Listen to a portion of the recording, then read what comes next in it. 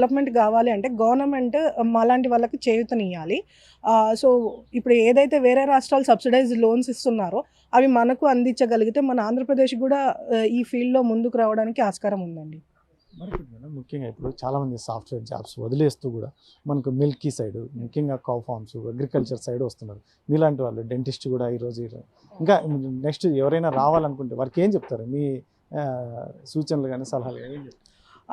ఏం లేదండి. ఇదేమి అంటే దిస్ ఈజ్ ఎసెన్షియల్ ఐటెమ్. మీరు అంటే దీంట్లో ప్రాఫిట్స్ 1:2 ప్రాఫిట్ తీయాలన్న ఉద్దేశ్యం అయితే నో అండి.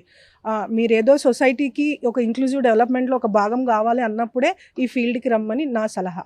ఎందుకంటే ఇదేదో కంపెనీ గాని, ఒక సిస్టమ్ గాని కాదు. బికాజ్ మీరు ఒక లైవ్ యానిమల్స్‌తో డీల్ చేస్తున్నప్పుడు మనం ప్రాఫిట్స్ ఆశించకూడదండి. ప్రాఫిట్స్ ఆశించాలంటే వేరే వ్యాపారాలు ఉంటాయి కానీ, ఈ అగ్రికల్చర్ అనేది అందరికి అన్నం పెట్టే ఫీల్డ్. సో, ఇది కూడా చిన్న పిల్లలకు మనం పాలు సప్లై చేస్తున్నప్పుడు, మనము కరెక్ట్‌గా, ప్యూరిటీగా న్యాచురల్‌గా ఉన్నప్పుడే ఈ ఫీల్డ్‌కి రావాలి. ప్రాఫిట్స్ అనేది ఇప్పట్లో ఆశించకూడదు. అట్‌లీస్ట్ దానికి సరిపోయే ఫీల్డ్ అయి ఉంటుంది. బట్ నేను అంటే ఇప్పుడు సొసైటీకి నా తరపున నేను ఒక మంచి చేస్తున్నాను, ఒక సాటిస్ఫాక్షన్ ఉంది అండి. ఏం చెప్తారు? ఇంకా ఇప్పుడు ఇది కంటిన్యూ అవుతుందా? తేజస్విని గారు ఏమన్నా